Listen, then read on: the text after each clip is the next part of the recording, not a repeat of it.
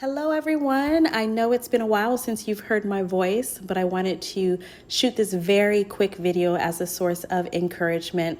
I also just want to give you a heads up. If you hear me coughing and sneezing, I am getting over a cold, so just please forgive me. And before I jump into this, I also just want to ask a favor.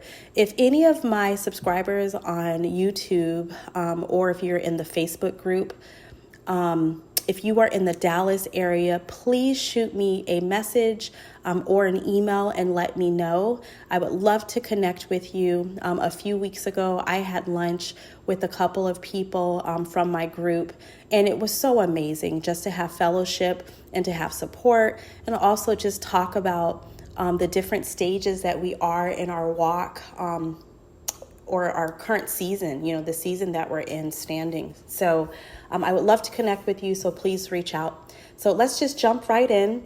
I want to talk about a topic that I get a lot of emails about. I think that at some stage, at some point, we all have asked this question, and that question is, am I called to stand?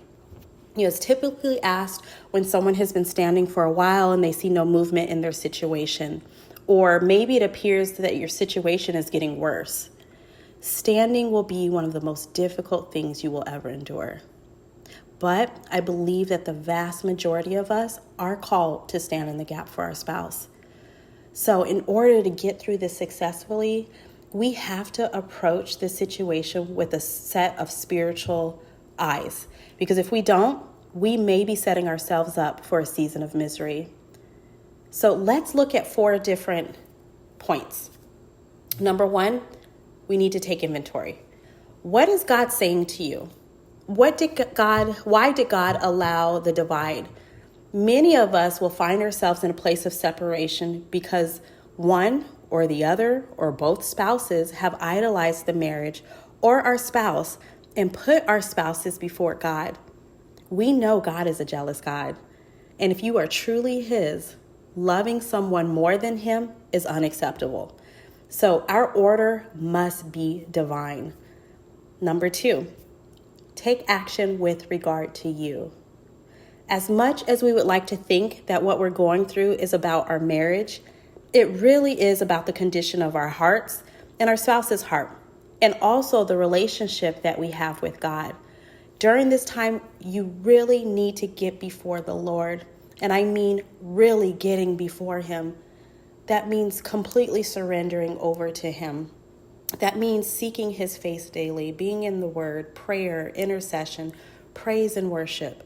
It's so important to make that connection during this time because God is the only one that's going to get you through this.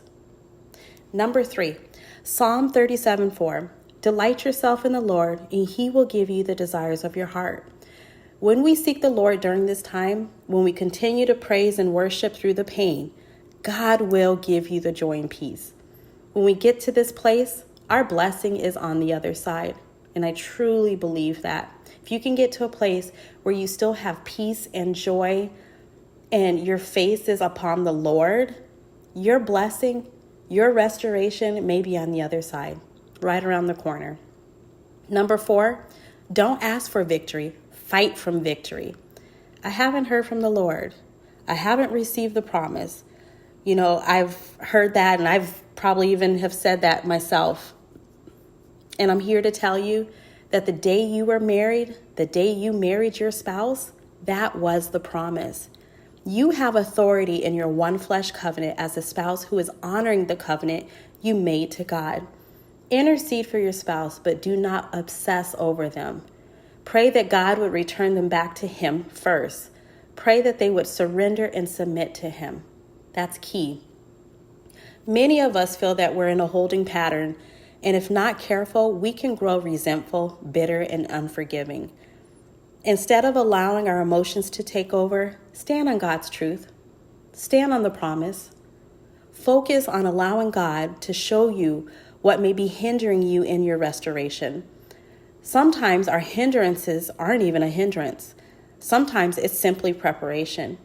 God is preparing your spouse's heart to receive Him and you. There's no way around this. When your spouse walks away from the marriage for reasons that are not justified with God, it is an act of rebellion and sin in God's eyes. We know it's never the will of the Father for any of his children to perish. So he's working on both spouses' hearts to be aligned with him. Trust him. That is what God is looking for during our time of wait. Trust him.